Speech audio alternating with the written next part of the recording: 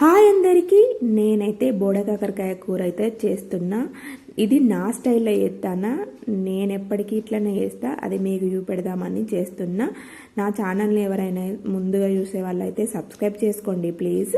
ఇక్కడనైతే నేను ఒక గిన్నె పెట్టుకొని దాంట్లో ఆయిల్ వేసుకున్న, కర్రీకి సరిపడా ఆయిల్ వేసుకొని ఆవాలు జీలకర్ర వేసి ఇంకా పచ్చిమిర్చి ఉల్లిగడ్డలు వేసి కొంచెం వేగిన తర్వాత అల్లం వెల్లుల్లి పేస్ట్ వేసి వేగిన తర్వాత పసుపు అయితే వేసుకోవాలి. పసుపు వేసిన తర్వాత మనం ముందుగానే కట్ చేసి పెట్టుకున్న బోడకాకరకాయ ముక్కలు అయితే వేసుకొని మంచిగా కలుపుకోవాలి. పసుపు అంతా కలిసేదాకా కలుపుకొని ఇక్కడనైతే నేను ఒక అరకిలో బోడకాకరకాయలు అట్లా తీసుకున్న. దానికోసం అయితే టమాటాలు ఒక 3 కట్ చేసి పెట్టుకున్న. ఇది మొత్తం కలిసిన తర్వాత మూత అయితే పెట్టుకోవాలి. ఒక 2 నిమిషాలు మూత పెట్టి అట్లా వదిలేయాలి. కొంచెం మగ్గుతాయి ముక్కలు. మగ్గిన తర్వాత టమాటాలు వేసేసి కలుపుకొని మళ్ళీ మూత అయితే పెట్టుకోవాలి. పెట్టిన తర్వాత మళ్ళీ ఒక 2 మినిట్స్ దాన్ని అట్లనే వదిలేసి నేనైతే మూత తీసి ఉప్పు కారం వేసి అయితే కలబెట్టను ఎప్పుడు.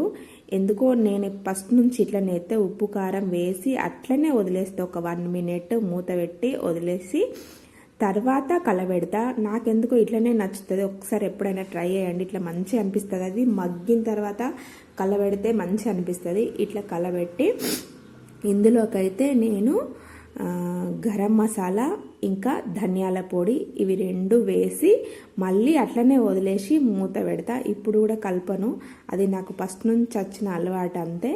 వేసి మగ్గిన తర్వాత అప్పుడు కలబెడతా. ఇట్లా ఒకసారి మంచి కలిసిన తర్వాత ఇంకా కర్రీ అయిపోయినట్టే. లాస్ట్కి వచ్చింది. ఒక 2 మినిట్స్ వదిలేసి ఇప్పుడైతే కట్ చేసి పెట్టుకున్న కొత్తిమీర మొత్తం కర్రీకి చల్లుకొని ఇంకా తినేయడమే.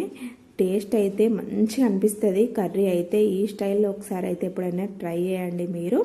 ఇప్పుడైతే నేను కర్రీ టేస్ట్ చూస్తున్నా. అన్నం వేసుకొని దాంట్లోకి ఈ కర్రీ వేసుకొని తింటే ఎంత బాగుంటుందో. ఈ స్మెల్ చూస్తా అంటేనే ఇట్లా ఒక ఫీల్ వస్తుంది, నోట్లో నీళ్ళు ఊరుతున్నాయి. ఇది పులుసు లెక్క వేసుకున్న మంచిగా ఉంటుంది కూర. ఇంకెప్పుడైనా పులుసు లాగా కూడా వేస్తా. మీకు నచ్చితే ఒక లైక్ చేయండి, సబ్స్క్రైబ్ చేసుకోండి ప్లీజ్.